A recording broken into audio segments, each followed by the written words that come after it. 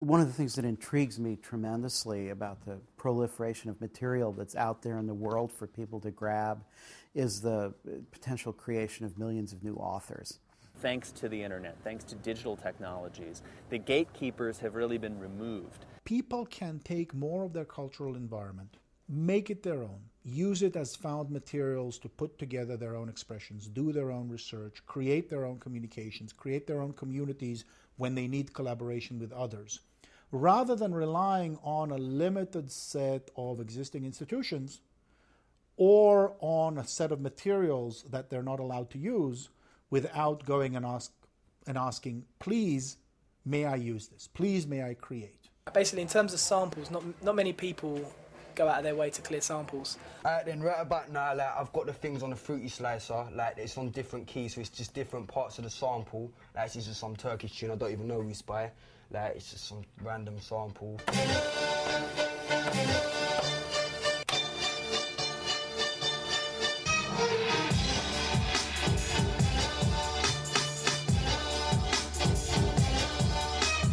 I make mainly instrumentals, so really I've made a tool for them to sort of MC2 anyway.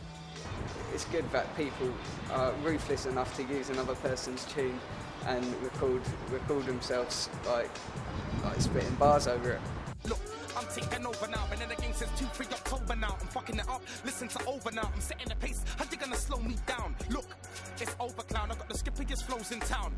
Plus, you niggas can't fuck with my wordplay. I switch it back, DJ, bring it back, why? Sometimes you get the big artists freestyle on your stuff and just sort of put it out there on their CDs and you don't even know about it. We live in this world in which absolute abundance of information is an everyday fact for a lot of us, and this means we have a certain attitude towards the idea of information as property. It's like you've heard. Sharing it is in our blood. So the struggle to hold on to knowledge and creativity as a commodity, by force, it's going to be met by our strong urge to share, copy, and cooperate. Kids, if they sample my music to make the music, that'll be another good thing as well. I would like that as well. I want them to do that. Like, if I made an old tune, take a bit from it, drop something over it, and make it music, make it big. If you can do that, do that. When you put primary materials in the hands of ordinary citizens, really, really interesting things can happen. I ain't no musician. Like, I just know how to like make things sound good. I want to make people realize their own value. I want them to realize that they are the masters of their own content, that they create something, they can share it. If someone else created something, they can contribute, they can help, they can get it and use it the way it's supposed to be. So it's a terrorism of the mind that actually sustains concepts like intellectual property. You know, it's a terrorism that's grounded on an idea of a brutal repression of that which is actually possible. If everything is juicy generated, it also means that you have to create something in order to be part of the society. I think one of the things that we are seeing coming out is a culture where things are produced because people care about it, and not necessarily because they hope other people will buy it.